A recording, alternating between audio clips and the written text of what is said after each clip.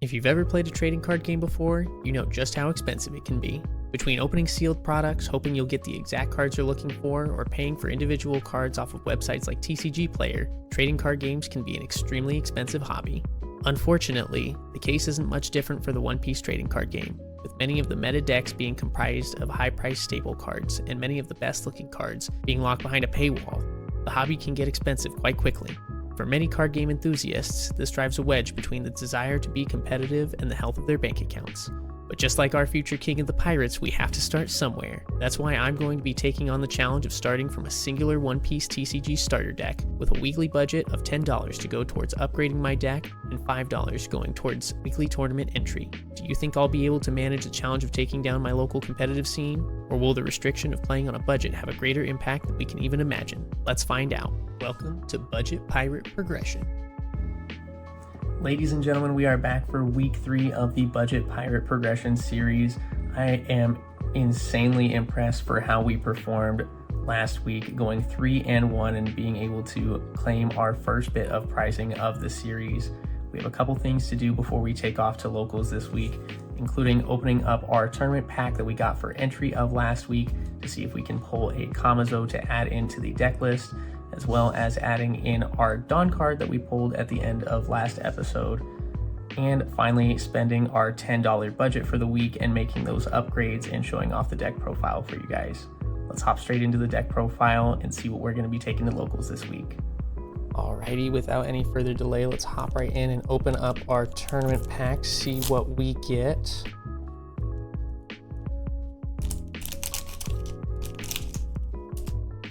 And really struggling with this here. Got a Sanji, so not the Kamazo that we were looking for, unfortunately, but hopefully we might be able to trade this off for a Kamazo in the future. And then heading straight in, we have our $10 budget for this week, which we spent in 2 different transactions. We spent the first $5 of the budget picking up a few suggestions that were laid out in the comments. We picked up 3 copies of Gum Gum Giant. This will help us a lot in the late game with counter and being able to filter our hand with the non-counter as we go into the late game. And then to finish it off, we picked up 1 of the Searcher Laws. This will help us have a body established on turn 1 that will also help us search for our Straw Hat Pirate cards. The Gum Gum Giants were $1.25 each, and the Trafalgar Law was 75 cents, so that's $4.50 of our budget so far.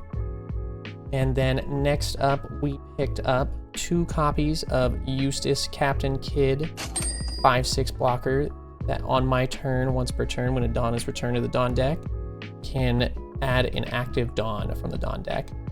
So those were $2.50 a piece, adding up to $5 of the budget. We have 50 cents left for the budget, which we decided to use on 2 9-drop Rush Kaido. This will help us give us a late game bomb that we can use to finish out the game, as it is able to pop up to an opponent's 6 cost or less character and gain rush for a 9/10 rush. Let's go ahead and add these to the deck list and give you guys an updated look at what we're going to be taking to locals this week.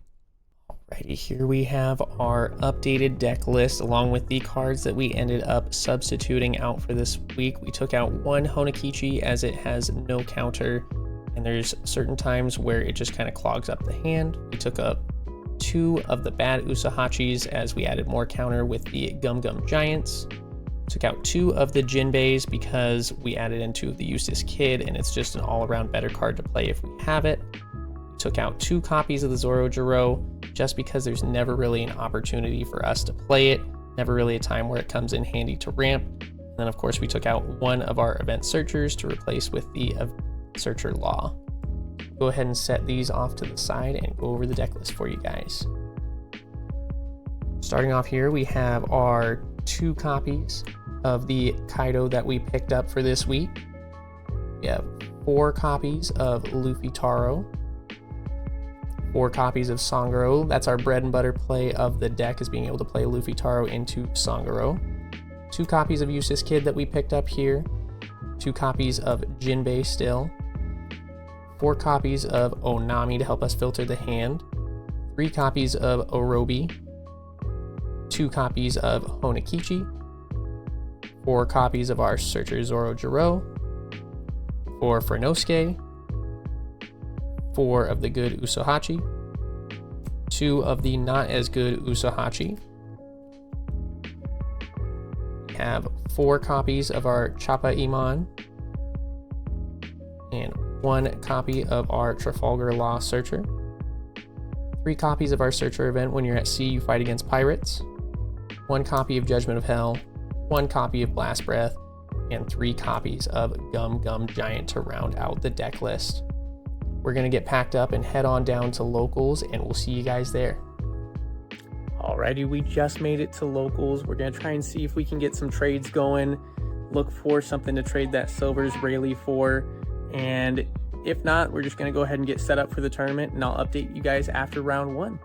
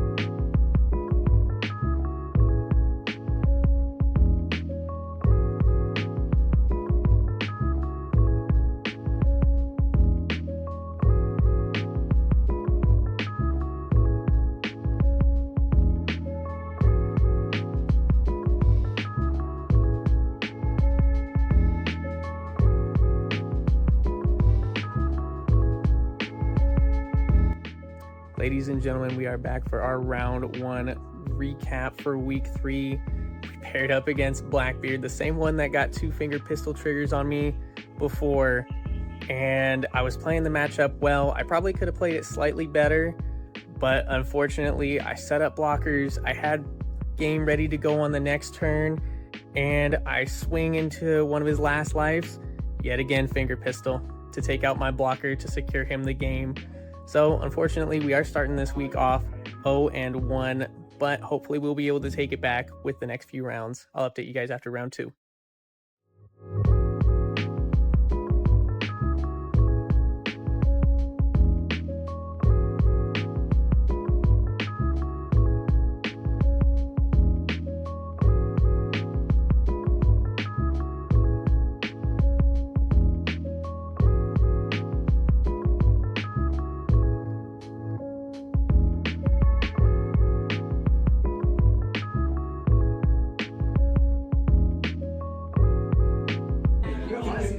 Well, we just got done with round 2. I paired up against Nico Robin, and it was close. It came down to whether there was a trigger or 2 or in life, and if I played my Dawn correctly, I had a few turns where I probably didn't play optimally and did not swing the best, but we were able to clutch it in the end, so that puts our record at 1-1 going into round 3.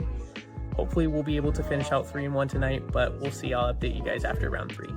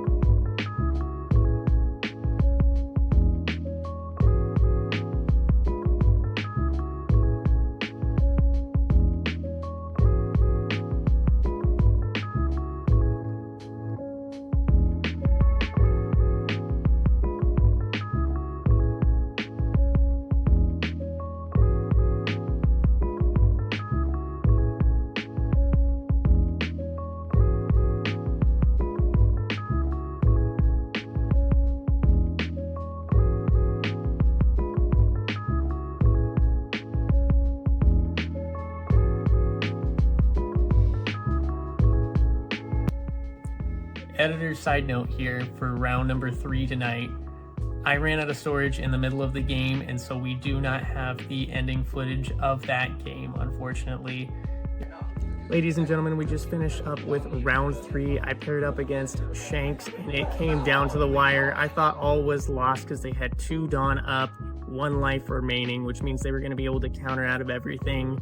However, they did not end up having the Red Hawk in hand, and Chapa Amon was able to come in clutch and secure us the win. We are 2-1 right now, heading into the final round. Let's see if we can pull off back-to-back weeks going 3-1. I'll update you guys after round 4.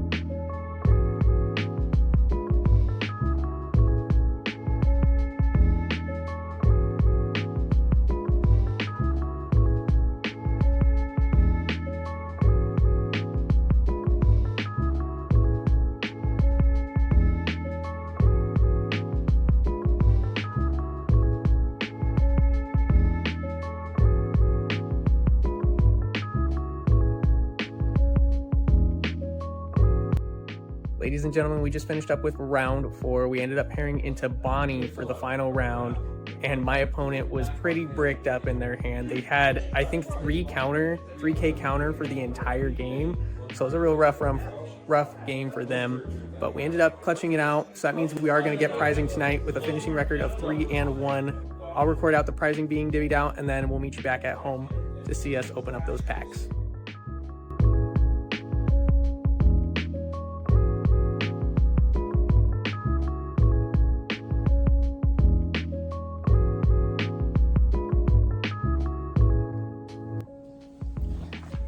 Ladies and gentlemen, we just got back from locals. We finished 3-1 tonight. Had a blast playing some opponents that we've played here on the channel before and some new faces here, and I couldn't have had more fun tonight. We ended up finishing 3-1, getting 2 packs of prizing tonight, so we'll open that up here for you guys in a minute. But honestly, I could not be more impressed. I know I say it every single week, but the amount that you can do in one piece with just a starter deck is uncomparable to any other card game out there. So if you haven't started playing One Piece yet, or if you're just picking up the game, go down to your local card shop, pick up a starter deck, add a couple cards to it, and just go have some fun at your local tournament. The One Piece community is one that is more welcoming and inviting than any other trading card game community, and it's just a blast to be able to interact with everybody, see their trades, and play some games for fun outside of the tournament, and just the whole atmosphere is unlike anything else. We'll go ahead and crack those 2 packs open for you guys. Alrighty, ladies and gentlemen, so we did go 3-1 tonight. That means we got 2 packs of OP08 for prizing tonight. Let's bust these open and see if we get anything to either trade off or improve our deck.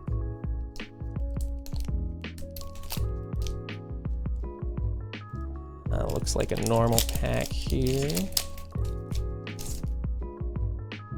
1 Apollandra, Tristan, 1 Hamlet, 1 Parasparrow, 1 Kuro Marimo, 1 Sweet Pea, 1 I'd Never Shoot You, Charlotte Oprah, Duval, Atmos, Dr. Kureha, and a Kaido. Okay.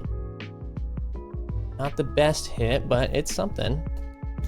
And let's get into our second pack here, see if we can get any hits. And it looks like it's a Dawn pack, so there's not going to be any hits in this one this week, unfortunately. But let's see what we got.